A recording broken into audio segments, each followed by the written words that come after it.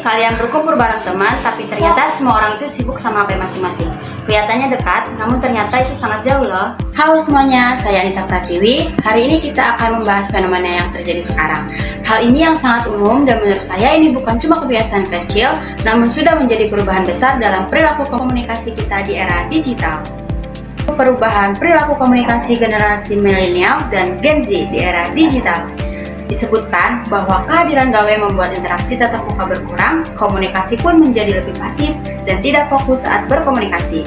Apa sih penyebabnya? Mari kita bedah dari perspektif komunikasi antar budaya. Mengapa dampaknya berbeda-beda? Kita bisa melihatnya melalui dua teori, high contact dan low contact culture. Dilihat dari teori komunikasi milenial dan Gen Z di era digital menjadi lebih pasif, lebih sering lewat gawai, dan kurang tatap muka.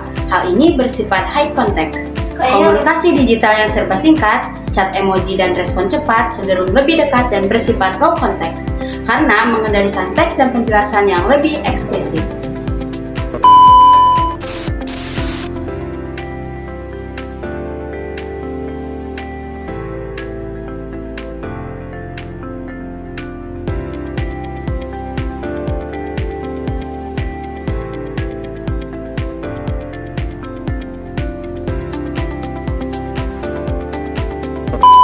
Hal ini menunjukkan bahwa milenial dan Gen Z cenderung mengalami perubahan itu karena komunikasi yang tidak efektif.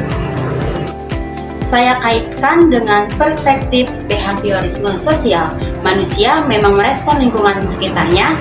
Sekarang lingkungan kita adalah lingkungan digital yang di dalamnya ada notifikasi, chat, media sosial, dan budaya serba cepat. Jadi wajar dong kalau otak kita jadi terbiasa merespon layar lebih cepat daripada orang yang sedang bicara di depan kita. George Herbert Mead juga menekankan bahwa makna dan diri terbentuk lewat interaksi sosial. Artinya, kalau interaksi kita makin dangkal, maka kualitas hubungan kita juga ikut terdampak. Kalau kita lihat di generasi sekarang, Gen Z dan milenial memang sama-sama kenal dengan yang namanya teknologi.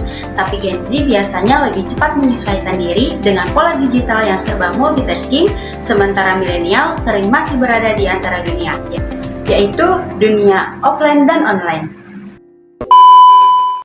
Menurut saya, ini bukan soal siapa yang paling canggih, bukan juga soal Gen Z yang lebih buruk atau milenial yang lebih baik. Tapi ini soal kebiasaan komunikasi yang berubah. Dan kalau perubahan ini dibiarkan, kita bisa terbiasa dengan komunikasi yang cepat tapi dangkal, kita juga bisa punya banyak koneksi, tapi sedikit pendekatan yang benar-benar nyata. Lalu, bagaimana solusinya agar kita tidak terus terjebak dalam kondisi alone together? Langkah pertama yaitu menerapkan aturan converging, yaitu menyepakati waktu tanpa gawai saat berkumpul agar kualitas kontak mata dan ekspresi tetap terjaga. Kedua, kita perlu melatih kembali atensi sosial dengan belajar benar-benar mendengar, bukan sekedar menunggu giliran bicara. Teknologi hanyalah alat untuk menghubungkan, bukan penghalang. Mari kita mulai menghargai kehadiran orang di depan kita secara utuh, karena koneksi yang nyata jauh lebih berharga daripada sekadar deretan notifikasi di layar ponsel.